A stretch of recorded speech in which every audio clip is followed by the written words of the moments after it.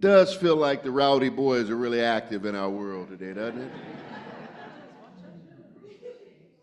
They are busy.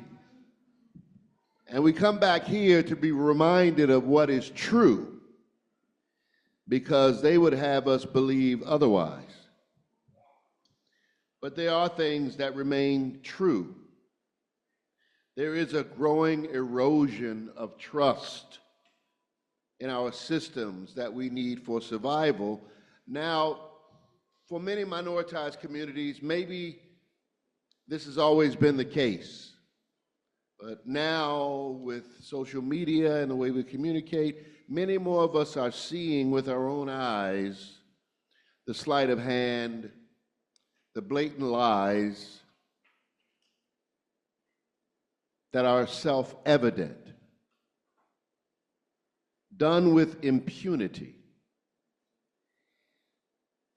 And so when you think about the state of the world, the state of humanity,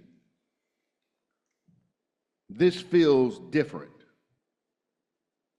Now, I wasn't alive 100 years ago. I don't know.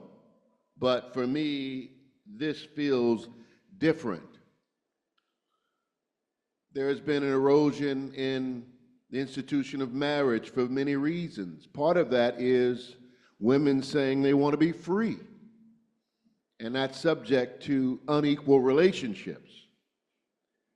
So that's part of it. But there's been an erosion of trust there. There's been an erosion of trust in just general working, intimate relationships with people. A erosion of trust within erosion of trust in our schools, healthcare, housing, food, the federal government now, places of distrust. And everything just feels so toxic.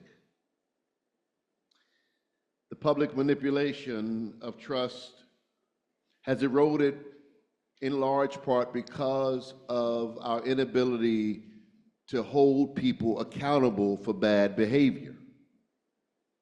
You set boundaries around people with bad behavior. You give them boundaries, and yes, though you've broken your vow 1,000 times, come wherever you are, yes, we forgive.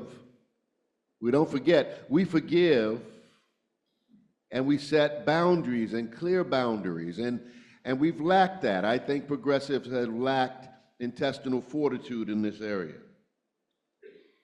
And so we are facing the lesson of having to learn how to communicate and be in relationship, and what these words like trust mean and authenticity.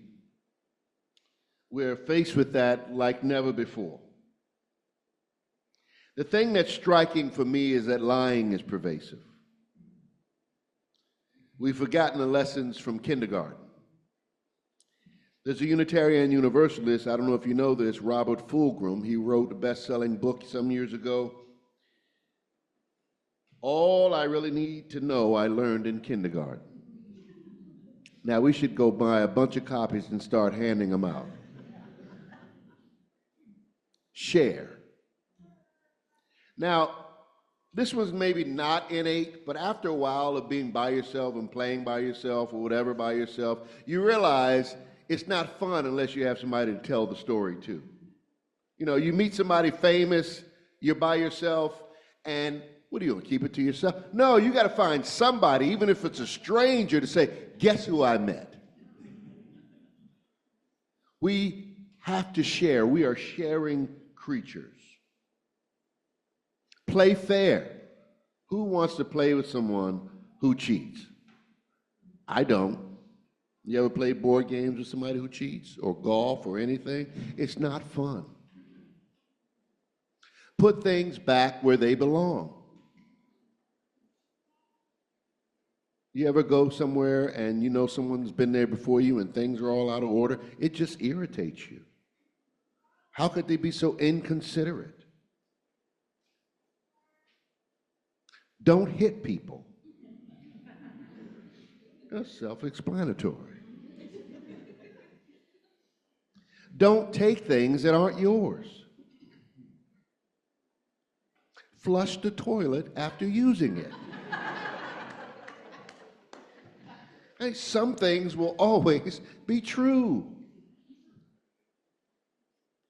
And these truths allow us, when we are in relationship with others, they allow for longer lasting, healthy relationships.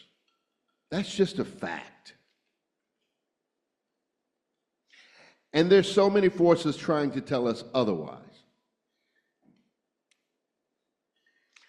Another truth, we all need to feel dignity and respect. And that's the thing that hurts my heart the most when I watch the news and people's dignity and respect. What is going on? And I talked about lying, but corollary, honesty. Honesty is still the best policy.